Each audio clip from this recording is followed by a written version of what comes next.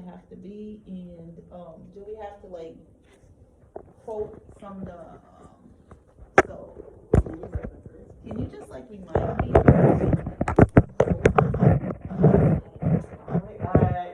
I can, the references at the end.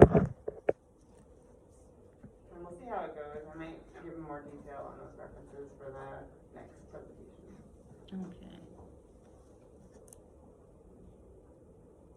By the way, what are good, like if you're on the internet, what are good resources to find? .org. .org, for sure. .gov. Yep. .edu. .edu.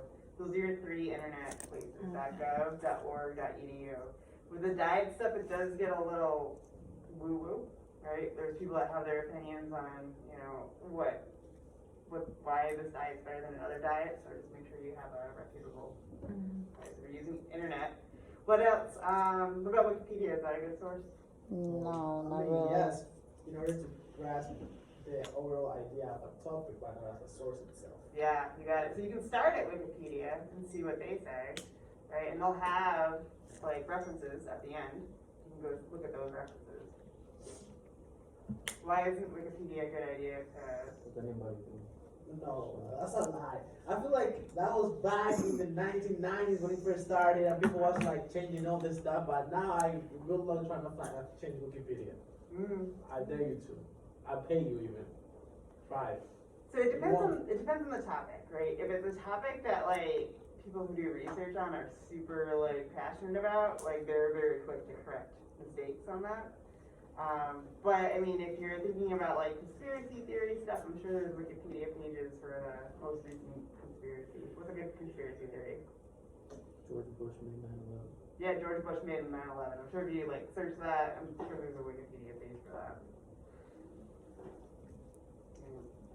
Cool. All right. And then also you have the library, right? So there is the library on campus, right? Everybody know where that is on campus? You can head over there. You can actually talk to the librarians, tell them that you're doing a project on, you know, the specific diet, and they'll actually help you find stuff. So they're super nice over there. There's libraries on this campus. Does anybody go to different campuses? What campus? I go to War. I've been to all the campuses. Okay, but like this semester? Huh? How about this semester? This semester, I've been to all 4 of the campuses. Okay. So there's libraries at Warwick, there's libraries at Lincoln, and also in Newport too. Newport is beautiful. Yeah. Same thing there. You can walk in there and say, hey, I'm doing a project on whatever. Like if you have a class over in Lincoln and you want to stop in after class, say, tell the librarian I'm doing a project on this, and they'll help you point you to different book resources. Cool. Any other questions?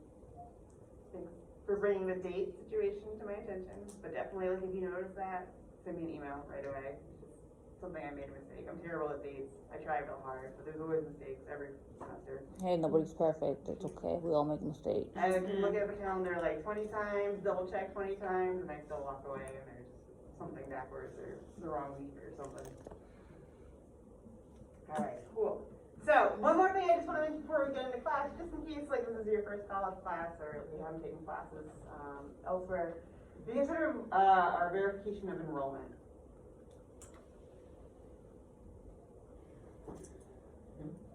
Not so no. Okay. So what is verification of enrollment? I'm gonna write it out for you.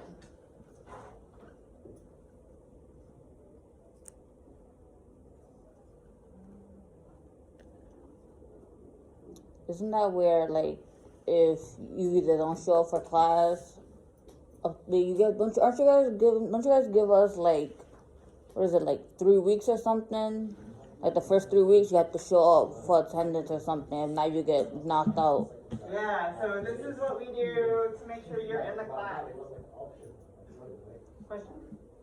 Not that I wasn't attending the lab because I thought it was because on my computer science classes you could choose it's in your schedule once, but you could choose like when to go.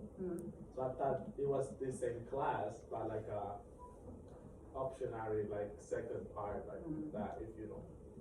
Now I understand that we have a quiz on Thursday and presentation.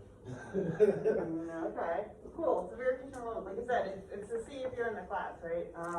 That's why we came to this at some point. But, so for this semester, this is submitted by 9/19. So that means as instructors, we have to tell the admin folks if you're in this class or not. And any guesses on how we tell if you're in a class? Attendance for sure. I can see you guys here, which is good. What if like you're in a class where the teacher doesn't take attendance? What's the way that they'll be able to tell that you're in the class? Your work. Your work. You're passing in work, right?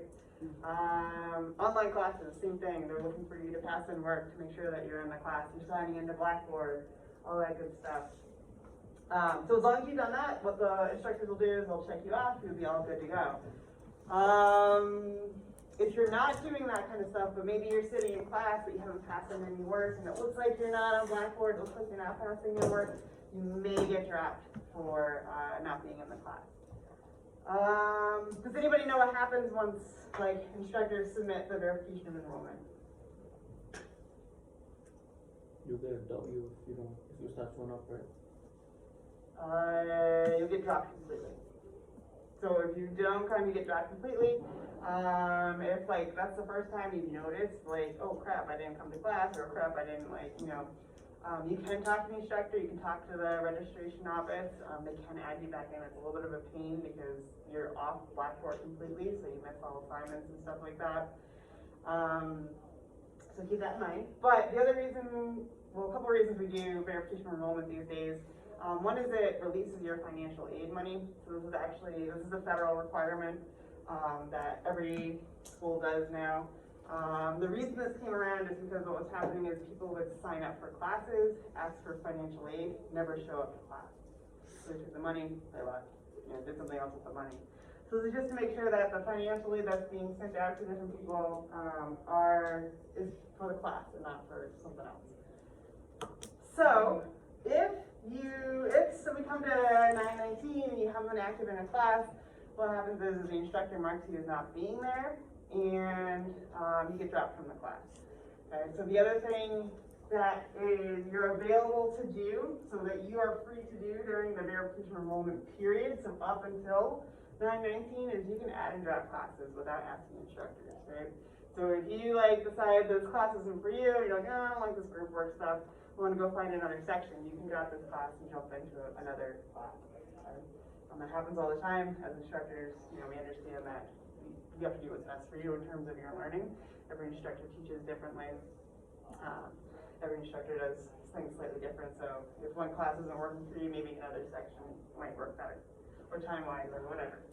Okay? So again, your add drop period, you're free to add and drop classes until that date without being charged for the classes. And then one more thing that's important about this date is you need to have payment done by 9/19 for the class. Okay, so if you're paying for your classes, you need to make sure that check gets to the bursar's office. If your financial aid is paying for the class, that should take care of itself as long as you're enrolled in the financial aid stuff. Problem is with the financial aid folks, is what happens is they give you to 9/19. If you haven't paid for your class, they go through on 9/20, they go through that whole list of who hasn't paid out their class, and they start dropping people because of that. You can get back in the class if you're like, oh no, I thought I paid it, and then you go talk to the bursar and you pay your class. They can add you back in, but again, you get dropped completely from the class, so just be aware of that. Questions on any of that stuff? This is stuff that you've heard before. No? That's new information. Okay. I always know it was a drop period. If you don't show up, you don't do your assignments. I know if you go ahead and talk to somebody up there, they'll submit it, and then most of the time you get back in. Mm-hmm. But you have to have a C average. You must have a C average to pass the class. That's happened with my psychology class last time. And then I dropped one class. I was taking two, but I dropped one. I kept the psychology class, and I was supposed to have a C average, but I got A minus. So therefore, had to, put the work in. Cool. That's department dependent. So Yeah, you're talking about if you didn't get a C, they gave you a W or something like Yeah. that. Okay, that's department dependent. Yeah. So be aware of that.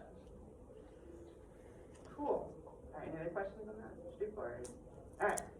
Cool. Let's get back to the science. Did you guys have any questions on any of the stuff we went over last week or book that you thought you wanted to know more about? The girl, I think it was the lady that died after drinking so much, 3 liters of water within like 2 hours or something like that, or 6 liters of water in 3 hours. How? I don't get it. So so if we need water, but if we have too much water, it's not a good thing. Reason for that is to do with our electrolytes. Okay, so when we have a lot of water, what that does is it pulls the electrolytes out of our cells. Does anybody remember what like sodium helps the body do? It keeps Digest. water in the system, right? It helps to keep balance the water for sure.